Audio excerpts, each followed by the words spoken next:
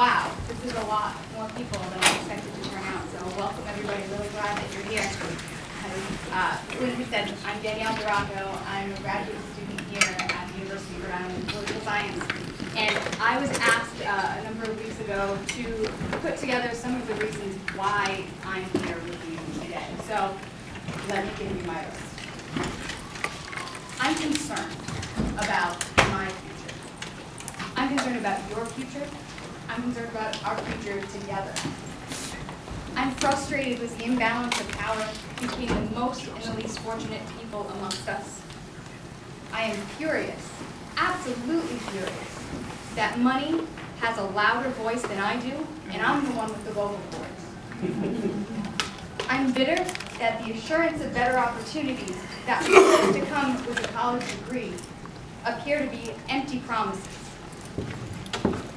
I'm worried about the implications of over $1 trillion in student loan debt that we set a record for this year. I'm concerned about the implications of that. I'm concerned that the only alternative people have to taking out student loan debts, unless they happen to be financially able on their own, which most of us are not, is to forego an education altogether.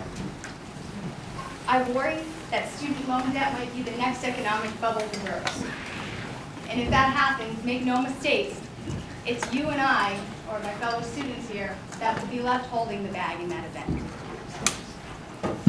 I'm frustrated that my government sees fit to save corporations on the verge of bankruptcy using my tax dollars, which I do pay, while the same government doesn't seem nearly as concerned about keeping my head above the rising waters of burdensome student loan debt. I'm at a loss as to how to advise my children about what to do regarding pursuing a higher education when their mommy still hasn't found a way to make her degree pay the bills. Most of all, I have to wonder, what's happened to the American dream that we were all promised? It's that dream that we were supposed to get, your mom told you or your dad told you. You go to school, you get a better education, it opens up more opportunities, you'll have a more successful future. We push our young people to go to school because you need an education. We're told you have to have an education to have a chance at a brighter future. And yet we bury our young under mountains of debt without any actual assurance that our investment in our future will come to fruition. Is this what our future really looks like? Is that satisfying to you? I think we can do better. I'm sure some of my concerns echo yours, and I'm sure many of you have concerns that are uniquely your own. But today we come together to share those concerns, but to also map a way to our future, something brighter, to recalibrate our priorities as a community of learners, and to work together to effect change for a better tomorrow for us and for generations to come. Today's event is not going to be your typical, we're going to talk at you and you're going to quietly listen to us kind of thing. Okay? Sure, we have some fantastic people here who have some great ideas to share with you, but it's not really about them, and it's definitely not about me. It's about us, together. I want to hear why you are here today. I want to hear what you have to say. What can we actually accomplish if we work together? What began in Tunisia a year ago provided the spark of change that is spread across the world, across borders, overseas, and has made its way all the way here to our little university in Rhode Island. It's amazing. I strongly believe that we have the power to shape the dialogue here in America, to readjust our trajectory, and to create a future that we all can be very proud of. I really believe that we here are the embodiment of an idea whose time has come. Welcome, everyone, to what I hope will be the first of many afternoons that we will spend together. Thank you.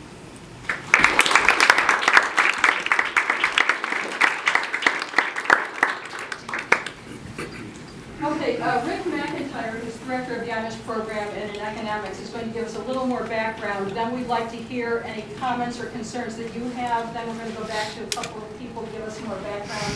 We'll keep going back and forth like that. So give us about 5 more minutes, and then we're going to ask to hear from you. Rick. Okay, you surprised me there, Lynn. I'll keep talking. Not yet, keep talking. That would be good. Okay, you can start now. Thank you.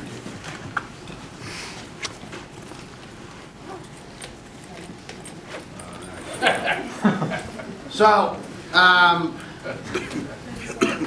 it's actually not about greed.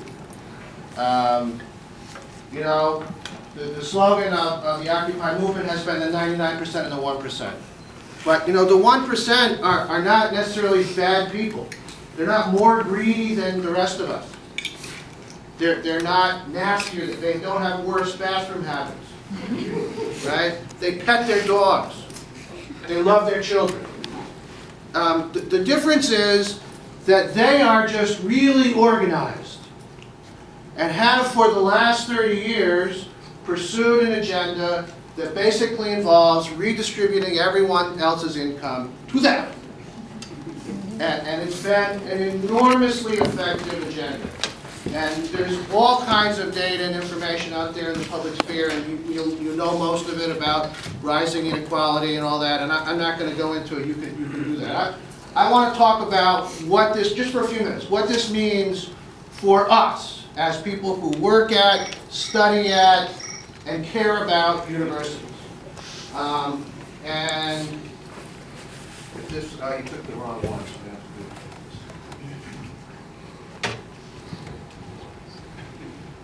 I see, there's always some clock's got to go off now. We like this one now. Okay, well, I'll just continue talking as if this works. There's a couple ways to think about this.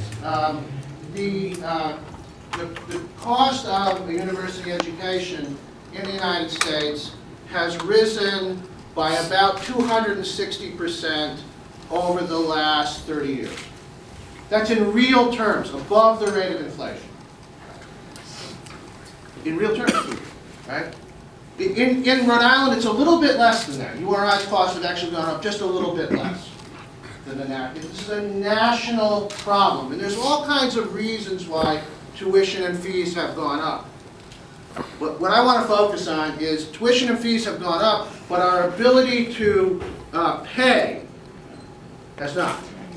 Real wages in the United States have not grown in 30 years. 30 years. Flat, no growth in flat wages. How could that be? We're ever so much more productive than we used to be. Productivity has gone up dramatically, but wages have not grown. Now, if productivity goes way up and wages have not grown, what must be happening? This is not hard, this is easy. Must be rising to the top. Profits have exploded. Profits to merchants, bankers, industrialists, owners of land have simply exploded. So all of the benefit of rising productivity in the last 30 years has gone to those who are owners of capital. Now, the rest of us have tried to cope with that by working more hours, sending more members of the family into the labor force, and borrowing money. All of these strategies are kaput. You know what I mean by that? Kaput. They're all done. Can't work anymore. So we have a situation in which the cost of an education has exploded, but our ability to pay for that education has not grown at all. That's a problem to be thinking about. Why is it that we have a society in which all the benefits of working smarter and harder go to a very small number of people? And what can we do about that? Second issue. The state's contribution to the support of this university has declined dramatically over time. Since 2002, it has basically fallen off the table. In real dollar terms, the real value of those dollars, the state's contribution to the University of Rhode Island has fallen 46% since 2002. Now, we're told all the time, get an education. It's what we need. We need to become more competitive, become more educated, become more skilled. Yeah?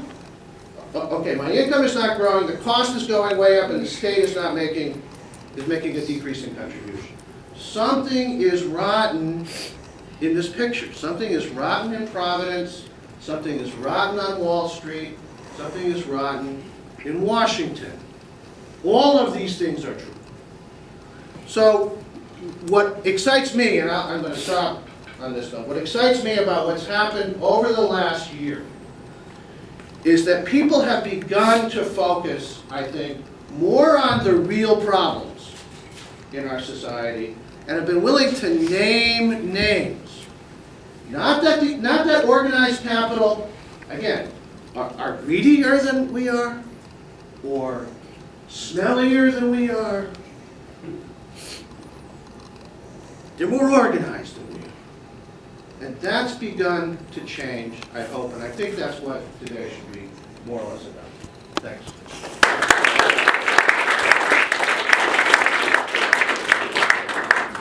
Indeed, today is, we hope, about organizing. We want to hear what your particular concerns are that you are bringing to this pre-Occupy URI event, so we can turn it into Occupy URI, if that is the will of all of you here. So questions, concerns, examples for us? Anybody? Why are you here today? I'm wondering why there's such a focus on student wages and not something more broad. We would love to hear everybody's concerns. We just thought that one of the things we were pretty sure would interest people on campus is the cost of higher education. But any concerns that you have, we'd be happy to hear, put on the table. Anybody else? Comments, questions at this point? Why the capital gains tax is as low as it is, and how if I go to work every day and I break my back, it's taxed at a higher rate than if I simply sat back and invested the money that I already had, which may or may not have been gained through my entrepreneurial instincts or simply through inheritance. But you know, the old adage, it takes money to make money. Everybody speak on that?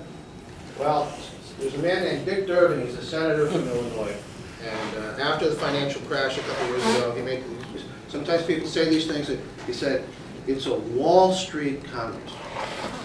Wall Street owns the Congress. I mean, you have to get that, I mean, this is really true. And so, what game are they playing? They're playing the capital gains game. So of course the tax on capital gains is lower than the tax on what we used to call earned income. We used to call earned income and unearned income. Well,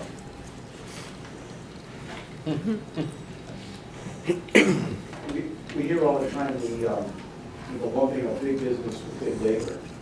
And I wonder if there's a disparity between what big corporations, big oil, big pharma, and their influence in in their political processes is compared to what is known as big labor. I always thought that big oil probably has way more than big labor, but I don't know. I wonder if anybody can address that. I think I'll shut up, I promise. Any question on economics? I'm Yeah, well, David, you must be kidding. Big labor? Who is this big labor? That's the term, though. You hear it. That's why I agree. That's my reason. Here's the fact. The capitalist sector of the economy in the United States has been deunionized over the last 30 years. There's no big labor. There's not even little labor. Right? And now the public sector is under attack, and that's kind of the last straw in that game. And here's what it means for us here at universities, and this goes back to the question on taxes, right? We've been lowering taxes on wealthy people. At the same time, wages have not gone up, and the state's contribution to the university has not gone up. So we used to tax people to fund education. Now we've cut those taxes. So what we then do is we go to them, those same people who just cut their taxes, we beg them for money and name buildings after them. Right? Now, once again, it doesn't make them bad people. But there is no big labor. There's no countervailing force as there once had been in the 1950s and 60s in the United States to organized capital. And I'll stop. Margarita, would you like to come up and say a few words? Margarita DeGrasso was an undergraduate student here at URI, worked for College Visions for a couple of years, and now is in the graduate college student personnel program. So she knows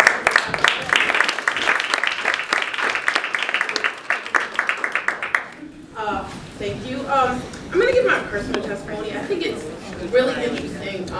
As a first-generation college student, and and an individual who I immigrated here in 1988 with my family, and the one thing my parents always told me was education. That was it. It wasn't working. It was gaining my education. I have 2 older siblings. I am the youngest, and I've always valued it. It's never been a question for me to come to college.